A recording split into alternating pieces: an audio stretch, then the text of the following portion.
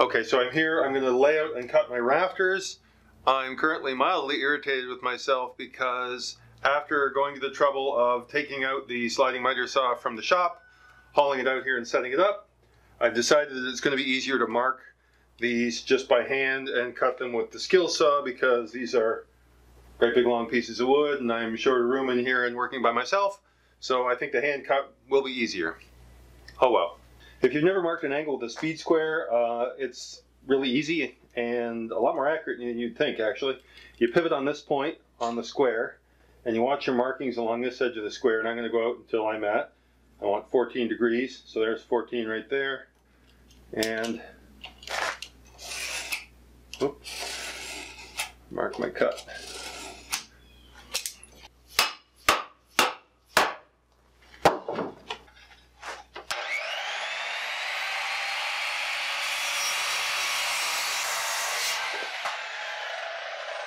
The joinery here is pretty simple. We got a 14-degree cut on the end of the rafter. We have a 14-degree cut on the other end.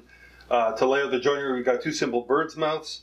I did go out and measure on the actual frame to get the as-built dimensions and adjust it accordingly. And remember that this is your reference surface. We want the top edge of the beams to always be right, so my measurements are all to that reference surface. So we are 1 foot 4 inches, and I just covered my measurement, 15/16. 1 4 15/16. 1 foot 4 15/16. And then we mark that 14-degree angle. Again, I just put the pivot point right there, 14 degrees. This is just my construction line. The bottom ends of the bird's mouth will be along that line. And we are 4 5/8 from the top edge is where we want that to there.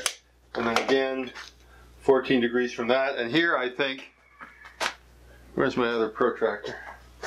I think this protractor is a better tool for that. So I will set 14 degrees carefully, clamp. Slide along until I get that 4 5/8 line. And there is my bird's mouth. Then we really just repeat the process at the other end of the beam here. I'll mark my 14-degree angle, cut it, and then lay out my bird's mouth.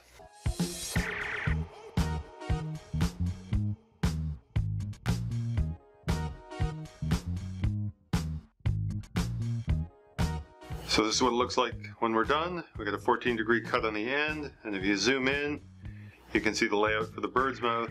I'll take the rafter inside and cut that on the bandsaw.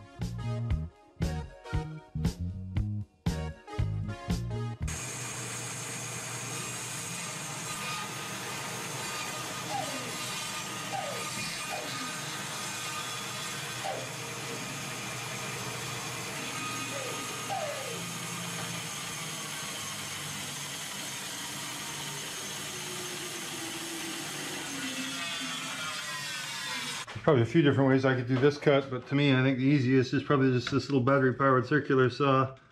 Set my depth of cut, set the blade angle to 14 degrees. Now it wants to snap to 15. Honestly, that's probably close enough, but see if we can push it to 14 and then lock it. Alright, so we're this angle, so I gotta cut this direction. I'll use a speed square to keep me square in this direction. And then get to my cut.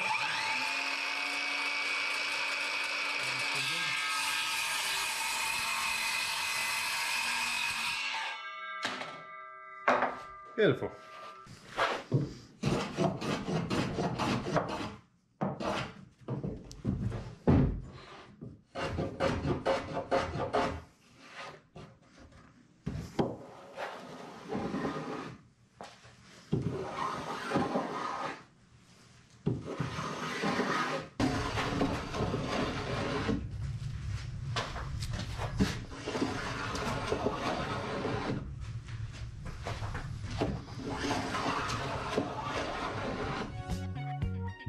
Okay, there's one rafter done.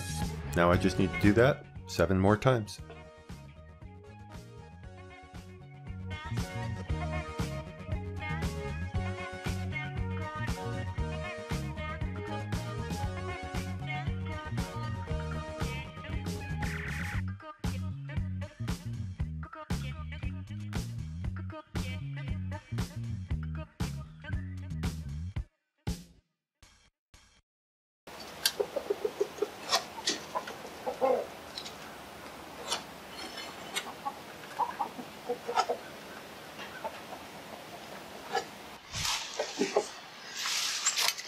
First approach is put this side up first. Register the notch.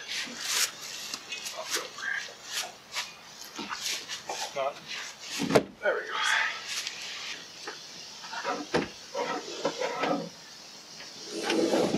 Only you would be useful in that situation.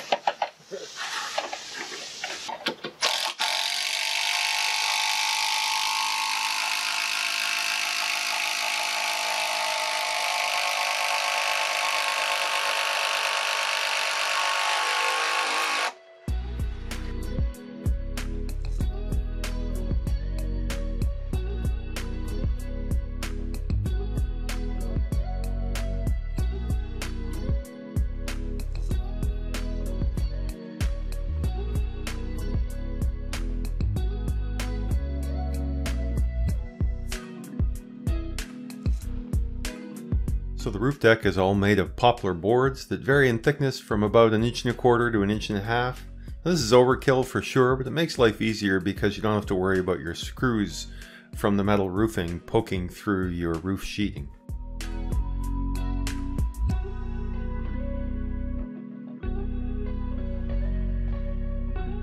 I had nice wide boards for the roof decking, so it went on quite quickly, with two 2.5-inch screws attaching each board to each joist. Once the roof decking was all up, I then trimmed each edge in the front to final dimensions, and then laid down a layer of 15-pound roofing felt.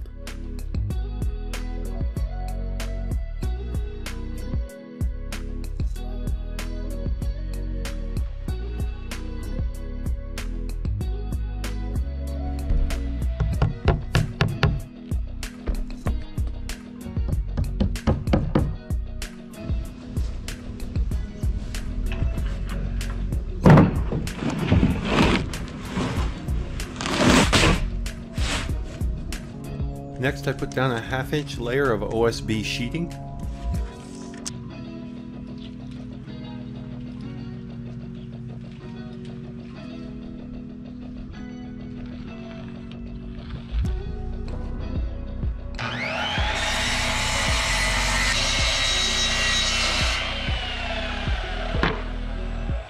The OSB layer provides a smooth, flat surface to which I will attach an ice and water membrane.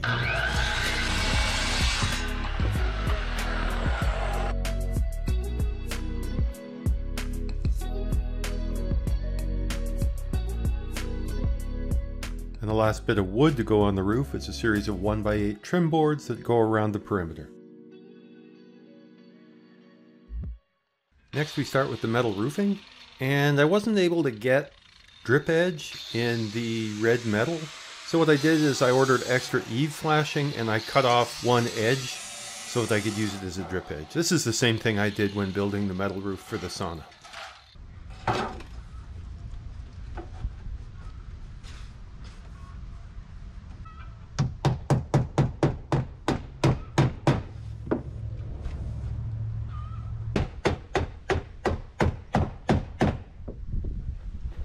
I actually should have installed the lower drip edge before putting down the ice and water membrane so that each subsequent layer drains onto the layer below it, but it's a small oversight. I think it'll be okay. I must have been getting tired at this point because I didn't do a very good job of filming the metal roof installation.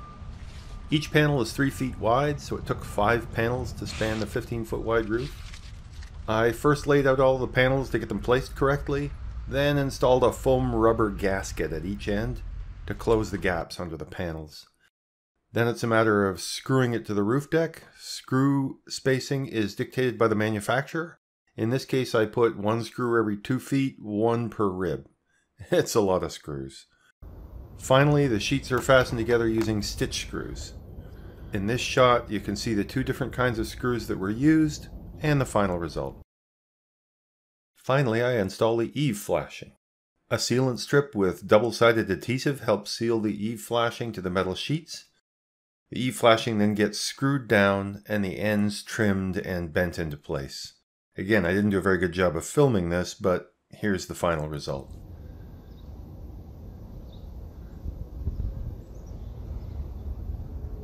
So it's not a full shed yet, but at least it's a shelter. In the next video, I'll get to installing the floor decking and hopefully closing in the garden shed with some board and batten siding. As always, thanks for watching.